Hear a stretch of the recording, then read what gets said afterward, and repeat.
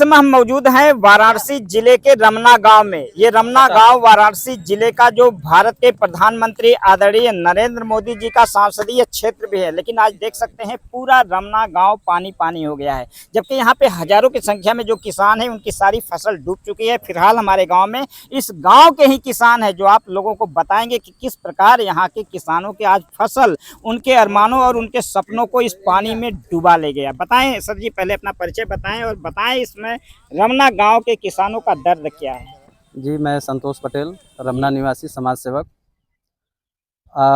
रमना के करोड़ों का अनुमान नहीं लगाया जा सकता है कि कितना फसल बर्बाद हुआ है।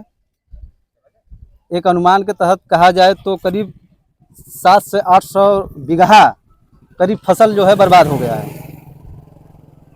इस फसल से काफ़ी दिक्कतें, किसानी की पूंजी अभी तो लगा है, अभी पूंजी लगा है, निकला भी नहीं है।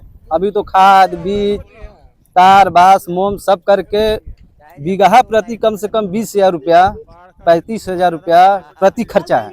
एक किसान के एक बीघा में लगभग 35,000 रुपए लागत मूल्य लागत है, चला गया। अभी कुछ निकला नहीं। किसान का मंडी से मतलब कि कोई फसल बिका नहीं, गया नहीं। जी। अभी फसल को सींच रहे थे, से रहे थे, लेकिन जी। ऐसी स्थिति में इससे पहले कि उनकी फसल मंडी तक जाए, जिस सपनों को वो सजा रहे थे फसल को लेकर, वो फसल मंडी जाने से पहले आप देख सकते हैं पूरा बर्बाद हो चुकी। कितना नुकसान हुआ रमना गांव का, थोड़ा बताएं। अब देखिए, अनुमान लगाया जाए तो 600 बीघा कम से कम 600 बीघा, 20,000 गुड़े 600 कर लीजिए। ये लागत मूल्य लागत अभी लागत। प्रॉफिट तो छोड़ ही दीजिए, लोग घर से जो पैसा रखे थे अपने परिवार के लिए वो भी अपने फसल में लगा दिए ताकि इस फसलों से उनके आगे की भविष्य तय होगा, लेकिन वो फसल घर का पूंजी ले डूबी। ऐसे में सरकार क्या मदद कर रही है रमना के किसानों को? अभी तक सरकार की तरफ से कोई लाभ नहीं मिला है। अभी तक सरकार की तरफ से कुछ भी नहीं सुविधा मिला है। इससे पहले भी कई बार रमना गांव के लोग इस प्रकार के दर्द को झेल चुके हैं। क्या सरकार की तरफ से किस प्रकार की मदद मिलती है इसके पहले के बाढ़ के प्रति? इसके पहले एक बार कुछ राशन मिला है खाने पीने के लिए, और विशेष कुछ नहीं मिला है। और कुछ नहीं मिलता, कुछ नहीं, बस ये लाखों जो नुकसान होता कुछ है नहीं, कुछ नहीं। मतलब किसी का अकाउंट में 200 आ जाएगा, किसी अकाउंट में 500 आ जाएगा जी, बस। तो क्या कहना चाहेंगे हम कहना सरकार से चाहते हैं कि जो किसानों की जो लागत है वो किसानों को मिल जाए, और जो लगान पे लिए हैं उनको भी लागत मिला जाए जी। जो किसान भाई जो लगान पे खेत लिए हैं, जो 20,000, 25,000, 50,000 रुपया उनका जो लागत लगा है खेतों में, उनको भी दिया जाए।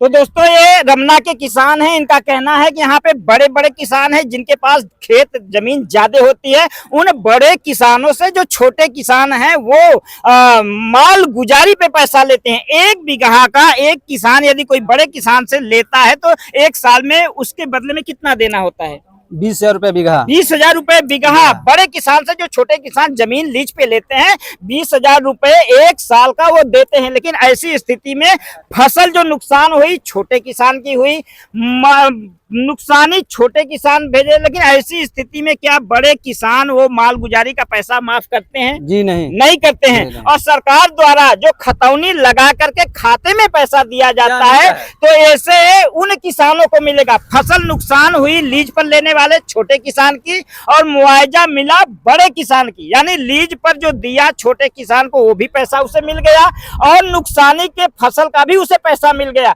ऐसे में जो छोटे किसान है जो लीज पे लेते हैं हर प्रकार से इनका नुकसान होता है। तो ऐसे छोटे किसानों के लिए सरकार से आप क्या कहना चाहते हैं? सरकार से हमारा अनुरोध है, माननीय